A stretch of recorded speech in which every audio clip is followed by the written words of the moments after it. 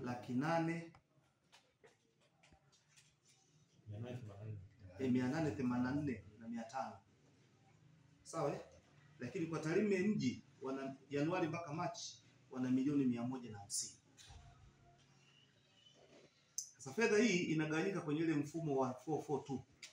Kwa maana wanawake wana 4% katika 10% ile, vijana wana 4% na watu wenye ulemavu wana 2%. Sasa tumegundua kuna changamoto kubwa. Ikabidi niite kikao hiki ambacho najua nyinyi wote ni watu muhimu sana. Na niwashukuru wengine nimewakurupua asubuhi hii baada ya kuona umuhimu wenu, lakini nimefurahi kwamba wote mmefika. Kwa sababu nyinyi ni watu muhimu, mnatakiwa kwenda kuzisema kwa wananchi kwenye makundi yetu. Na mmekuwa na maulizo maswali mengi hamna majibu. Si ndio jamani? Sasa kwa sababu hamna majibu nikataka niwajengee uwezo nini kwanza. Ili hata kama mwenyekiti wa vijana wilaya unaenda unasimama unaongea kitu ambacho kina mashiko, unaweza kutoa takwimu na watu wakaelewa nini kimefanyika, nini kinaenda kufanyika.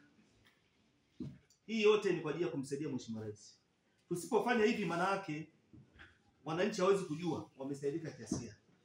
Na Mheshimiwa Rais anaamini huku sisi tulioko huku chini tunamsaidia kwenye makundi haya ya UVCCM, UWT, lakini na makundi mengine ya kiuchumi kama hawa wajasiriamali vijana, wa machinga, watu wenye ulemavu, wanatakiwa wao ndio wamsemee Mheshimiwa Rais kwenye maeneo yao. Kwamba nini kimefanyika. Na si kazi yetu ni kusimamia kuhakikisha halmashauri zinatoa fedha.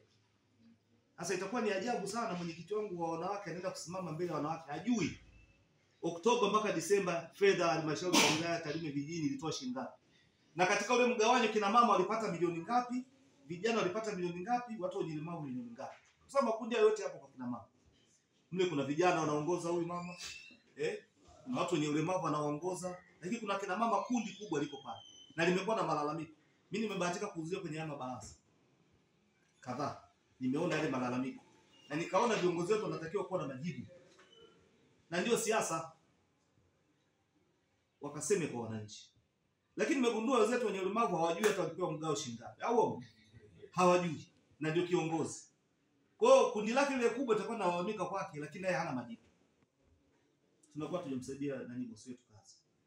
Lakini viongozi wa vijana hawa wakiuliza katika milioni 757 vijana tulipata shilingi ngapi katika hiyo? Hawajui.